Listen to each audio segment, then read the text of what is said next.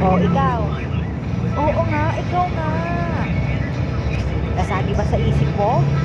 Kailangan mo pa bang isipin yung nakaraan mo? At may kailangan ka bang baguhin? Huwag na. Tapos na kasi yun. Hindi mo na kailangan balikan pa. At alalahanin sa isip mo, di ba? O, tama ba? Kasi, alam mo sa sarili mo, ang tatag mo, di ba?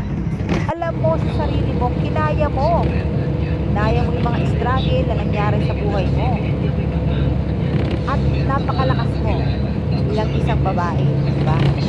Tumayo ka sa sarili mong paa kahit na natatapa ka.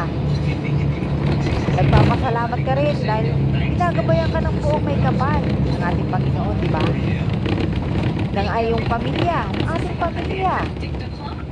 Na kahit anong dumating na pagsubok, alam mo na kaya mo. Tumayo sa sarili mong paa.